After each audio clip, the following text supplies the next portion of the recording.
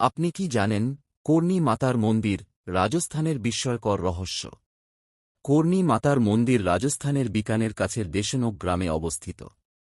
এই মন্দিরটি বিশ্বজুড়ে পরিচিত এর অদ্ভুত ও রহস্যময় বৈশিষ্ট্যের জন্য।